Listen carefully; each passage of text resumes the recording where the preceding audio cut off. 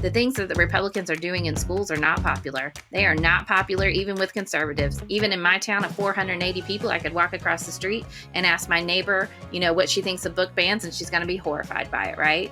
So they're having to manufacture anger, and they're trying to tamp the rest of us down by scaring us. We got to address the suburban women problem because it's real. Welcome to the Suburban Women Problem, a podcast from Red, Wine, and Blue. Hi, thanks for joining us. I'm Rachel Vindman. I'm Jasmine Clark. I'm Amanda Weinstein. And you're listening to the Suburban Women Problem, a weekly podcast from Red, Wine, and Blue. It's pretty obvious the GOP has a suburban women problem, and we're here to talk about it. You can learn more at pod.redwine.blue, and you can listen to the full episode by searching the Suburban Women Problem wherever you get your podcasts. This week, we're talking to Jess Piper. She's the executive director of Blue, Missouri. She's a former teacher, and she's a mom who is fighting for public schools. Welcome to the podcast, Jess. So why is education so important? Because it's the last good and holy thing we have left that we haven't privatized in this country. Because it teaches all of our kids, democracy, because it teaches our kids to get along with people who aren't like them. It's the base of our democracy. So of course they're going to be attacking it.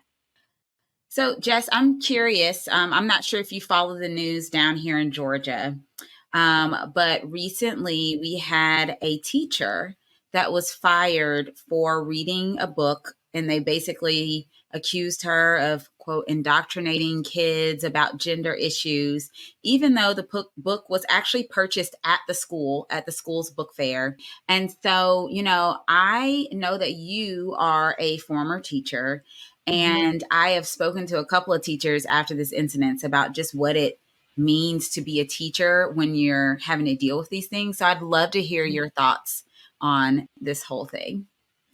Well, listen, they purposely write these laws to be vague, to cool everything down, to make you so scared that you're afraid to approach any topic that might be controversial or divisive. So it's purposeful that they do this. The fact that she bought it at the book fair, it doesn't matter to these folks. And the book, I think it's My Shadow is Purple, is an absolutely beautiful story that no one should be scared to read. But this is happening all over the place. We see attacks on teachers all over the place. We saw this week, a couple days ago, a librarian in Tulsa, Oklahoma, that was being cute and talked about all the woke ideology in her library, talking about empathy and kindness. They have had 2 bomb threats at that school since she made that video. Ryan Walters, the department or the education superintendent, retweeted libs of TikTok who manipulated her video. And now she has death threats, and the schools are being threatened with bombs. And I'm going to tell y'all, there is nothing like save our kids if it's not sending in a bomb threat, right? I know. Weren't they going to protect our children? That's what I thought. I heard them say that they're going to protect our children by bombing their school. I'm sorry that, it's so weird. I didn't know it worked like that. But you mentioned librarians, and, the book was picked out probably by a librarian, and these librarians are picking a lot of these books in schools. And I know Missouri was the first state to withdraw from the American Library Association. What exactly does that mean? Well, it doesn't mean a whole lot, but it's red meat to the base is what it is. It's our attorney general trying to be the attorney general. He's an unelected bureaucrat. He was assigned his position by our governor, and he's running for the position, so he's doing whatever he can. I'll tell you this, though. This is awful. He is going after transgender kids like, so many red states are. And he can't get the backing of people to show up and be outraged about, the 6 kids who want to play soccer in Missouri who are transgender. So he called on the Gays Against Groomers group, which is a right-wing hate group that is associated with neo-Nazis and Proud Boys. He called the Missouri leader of that group to come and to, go to Springfield and listen to this hearing. So this is all to say this. The things that the Republicans are doing in schools are not popular. They are not popular even with conservatives. Even in my town of 480 people, I could walk across the street and ask my neighbor, what she thinks of book bans, and she's going to be horrified by it, right? So they're having to manufacture anger, and they're trying to tamp the rest of us down by scaring us.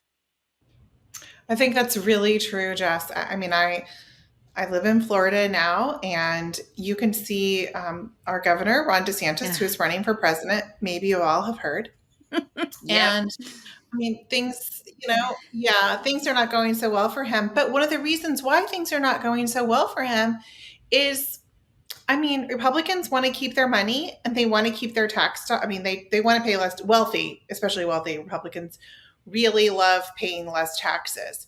But many of them tend to be rather socially liberal, and they think that DeSantis is going too far. But it doesn't matter. Ron's going to do what Ron's going to do. And he has recently, I think it's the Miami-Dade School District, which is not mine, but it's close to us. And there's going to use PragerU materials. Can you tell us a little bit about the Prager University materials and, kind of what their goal is with that? Well, so I had a little bit, I had a little bit of knowledge about PragerU before we decided to do this podcast. But whenever I saw that we were going to talk about it, I went down a rabbit hole. And friends, I do not recommend going down that rabbit hole. You will end up dumber on the other end of it. Okay. It is unbelievable. It's a history curriculum written by people who don't believe in history. One of the first times I saw it, it was this cartoon of Frederick Douglass, who I taught because I taught American Lit. So I taught two different pieces by Frederick Douglass with two S's. And he's not alive anymore, President Trump. You remember when he did that? I hear there's great things. But anyway, it has Frederick Douglass, and these children travel back in time to meet Frederick Douglass and to learn about enslaved people. And they asked Frederick Douglass, well, slavery is wrong, right? And Frederick Douglass says, yes, but, and then he started giving us all of the reasons that these people who are anti-history, that are whitewashing history, would give. It came out of Frederick Douglass's mouth via the cartoon, and I was horrified. Even worse, they have a podcast. So I clicked on that, and they have these 5-minute podcasts because these folks don't have any energy to listen to more than 5 minutes. But it is the complete washing of history. And there's one version that came out a couple days ago, and it talks about, if you've been to college in this country, you've probably heard that Europeans came over here to colonize and to oppress, and they said so-called indigenous people. That's how it started. And then they went into the whitewashing of, indigenous people were killing each other before we came over here. We just kind of continued what they were doing. And by the way, the reason that there's all this moral panic over it is because European people felt bad about it.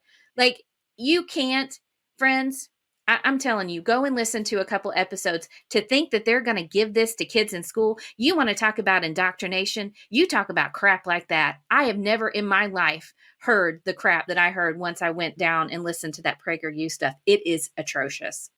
So while Florida is like, oh, hey, let's just introduce all of this, I'm going to just call it propaganda because that's what it sounds like to me. While Florida's doing this, Arkansas is like, hey, guess what? You won't get credit for that AP African American Studies class. Meanwhile, you can get credit for European history or all these other histories, but the African American one, no. But I also heard, if I recall correctly, that some people were like, you know what, we don't care. We're going to do it anyway. And we're still going to offer this. And so that's a glimmer of hope for me. But I mean, what are your thoughts on that, Jess? Because I know my thoughts. I just did a podcast with Joyce Elliott, who's an African-American woman from Arkansas. And she was a teacher for 30 years. She was a legislator for 20 years. And now she's running her own empowered group trying to organize voters. Joyce Elliott, who, when I interviewed her, looks the same age as me. This woman is an icon. She attended a segregated school. Joyce attended a segregated school. To say that this is ancient history is absolutely insane. And then to say Sarah Huckabee Sanders went to Central High School. She went to where these folks were denied entry. And she has talked about it all this time. And now we can't talk about it. And I love what you said, because it's exactly right. Every school who had planned to teach it is like, forget it. We're going to teach it anyway. I don't know what you're going to do.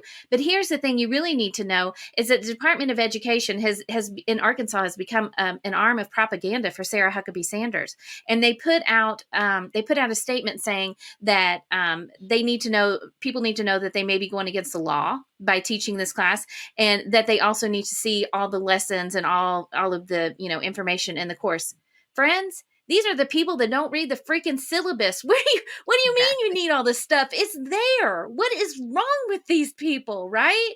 But this is also our history. Like when they're saying that there's no AP African Studies, American Studies, like they're banning our history and replacing it with European history. And our kids need our history. Like, and I want our kids to know our history. I think it's important just because it is. And I also think it's important for their education, for their college to move around in this world and understand the world that they're in. I really don't understand how they go off and be productive people in society without really understanding our history. And at the same time, you have Missouri, along with other states like Arkansas and Sarah Huckabee Sanders, having all of these bills to ease child labor laws.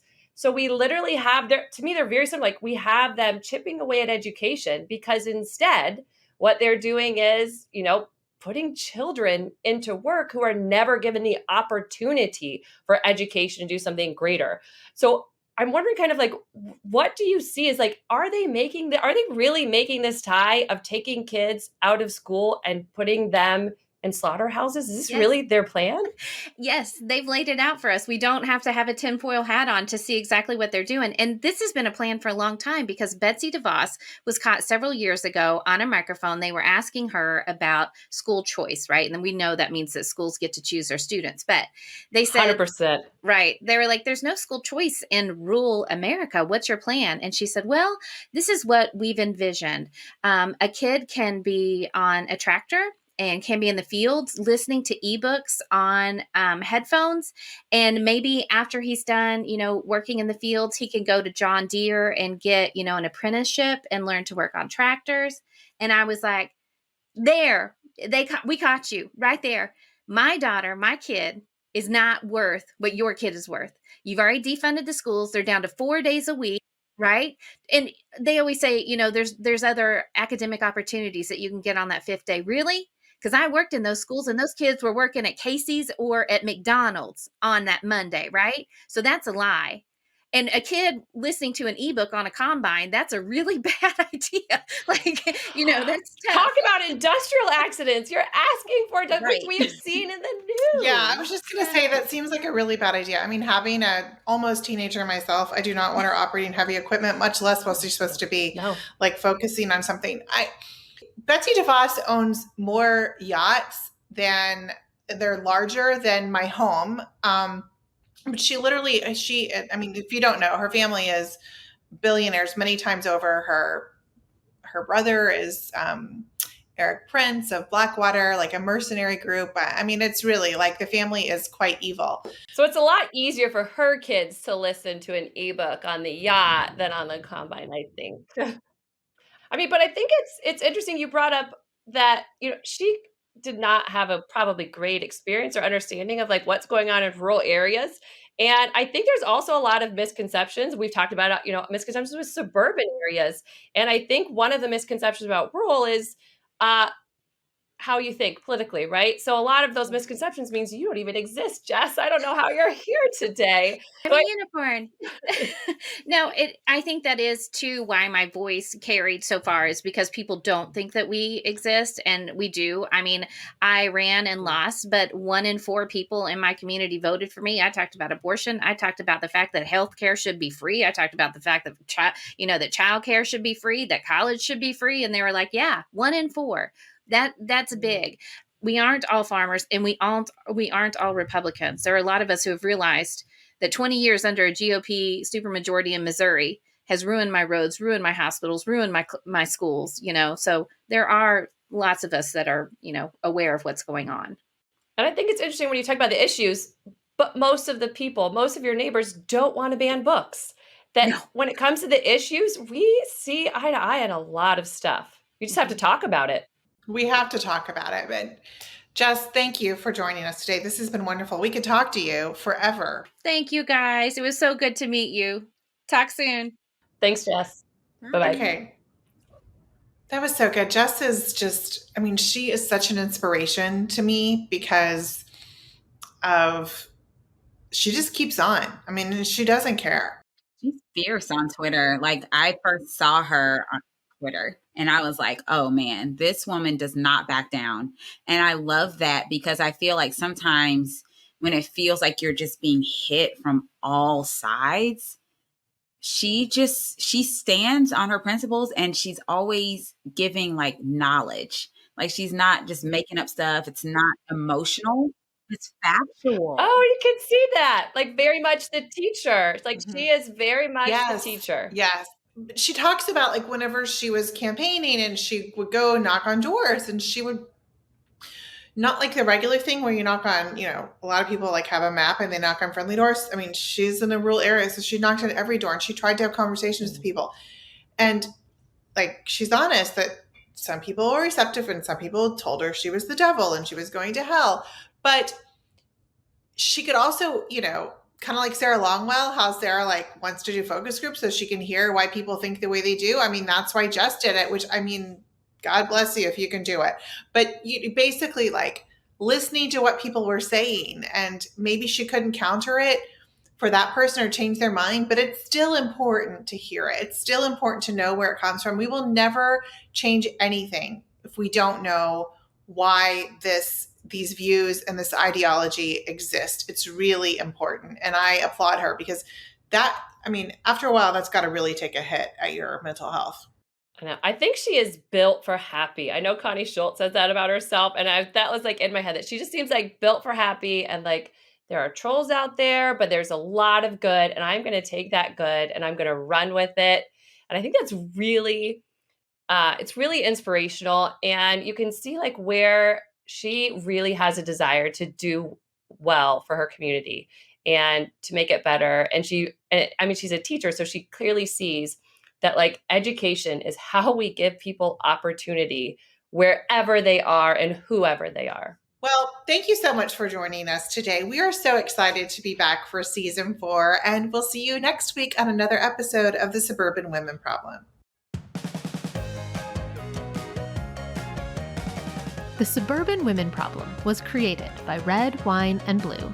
Our producer and editor is Amy Thorstensen, and our project manager is Lindsay Quist. For more information about upcoming events and trainings, or to learn more about Red, Wine, and Blue, follow us on social media or at www.redwine.blue.